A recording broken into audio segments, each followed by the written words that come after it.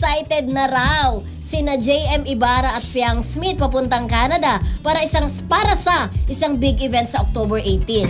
Say ni Fiang, first time daw nila ni JM mag-Canada at looking forward sila na mag-perform at the same time magliwaliw na rin. Sa sobrang excitement nga raw ay napaaga sila ng 1 oras bago ang kanilang call time. Ganun daw sila ka-excited. Say naman ni JM, grateful sila at naging parte sila ng selebrasyon ng anniversary ng isang noontime show. O, diba? Talbog! O, yung ASAP Vancouver nga yun. Correct na. First time nilang mapunta pala sa Canada, di ba, as love team. Ang alam ko, ang mga love team na papunta doon, si JM, si Fiang, ang KD Lex ay papunta rin, at ang Kim Pao. Kasama ang Kim Pao dyan. Actually, si Kim, kinukuha dapat sa concert ni Frenchie D. Kaya lang yun nga, meron siyang ditong ASAP, kaya hindi umubra. Pero ito ang nakakatawa. Diba lagi naman tayo, kapag first time mo pupunta sa isang excited ka. Andyan yung excitement. Ay, makakarating din ako sa Canada. Mali mo, nasa bucket list pala ng JMP yung Canada, diba? Ako ang nasa bucket list ko, abroad, US. Ako din. US. Pwede tayo Magsabay tayo. Ako rin, gusto ko. Sasagutin daw tayo ni Kuya Ruel, di ba? Sabi niya, sasama si Pepe Rodel, Joy. Saan ba si Sa Ruel? San Francisco. Tsaka bibigyan tayo ng bounty Jun Laling kasi alam naman natin na generous yan. Mamaya magbibigay ng pangkain si Jun Laling. Nasa baba, nanonood si Friendship Jun Laling.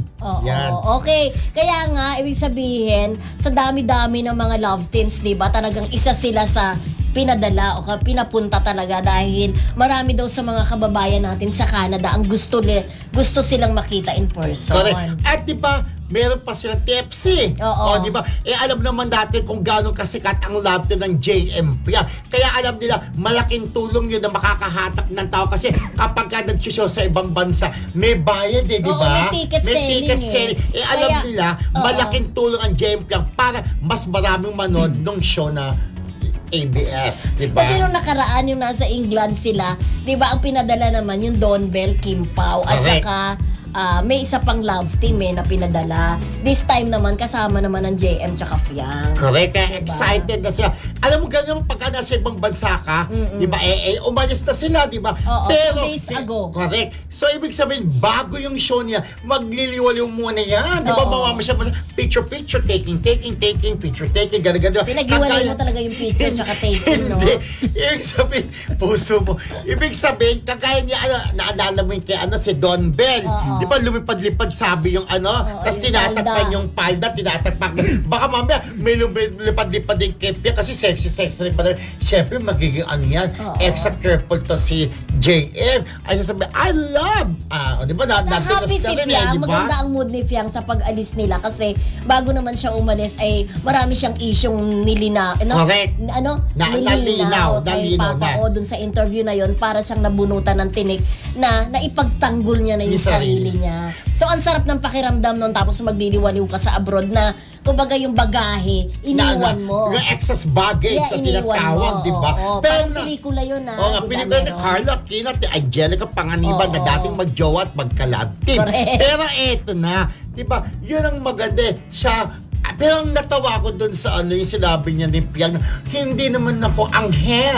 Sabing ganun pagkakasabi. Sabi, I'm not an angel. But hindi rin naman ako anes. Yung kabaliktad ng anghel, di ba? Lahat naman tayo, sabi natin, lahat tayo may mga pagkakamaling nagagawa sa buhay. Pero after ng pagkakamali na yun, natututo tayo. Lahat tayo, sino ba ang perfect? Sabi, nobody's perfect, only si Lord. Di ba? Correct. Perfect. Correct. Yun. Ayan. Tapos, sige pa, di ba? So, habang ano pa, di ba? Kaya lang nakakatawa. Ay, maabangan nyo mga fanay ng JMP. Makikita nyo na live in person ang inyong paboritong love team na nagsimula sa PBB, di ba? Pero bago naman siya pumasok sa PBB, sikat na siya kasi social media influencer na siya.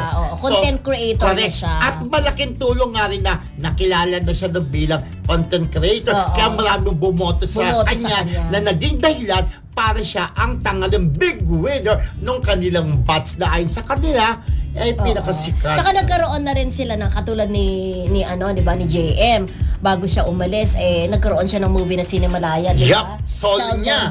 Number 82. 82, di ba? Doon pa lang parang unti-unti, individually, ay medyo napapansin na rin yung kanilang acting. Even si Fiang, ha? May mga nagsabi na mahusay din daw talaga. Parang may ibubuga sa acting si Correct. Fiang. At pero nagsama na rin sila sa isang project before yung galing sa abroad, di ba, kay Ibiang. Oo. Naalala mo yun, di ba? Kahit boses lang nila ginamit nila doon, di ba? Sa movie na Picnic yun. ba yun? Oh, picnic! Oo. Naalala ko yung picnic. Pag Oo. saan kayo pupunta? Magpipiknik kami. Di ba Okay. tayo magkakaklase, magbabarkada, pamilya, magpipiknik. Saan lugar kayo magpipiknik? Diyan lang sa park. Kilabidad, may park, di ba? Oo. Kaya- Doon tayo kumakain, di ba? May park, di ba? Oo, pero wala pa ba kasi, di ba?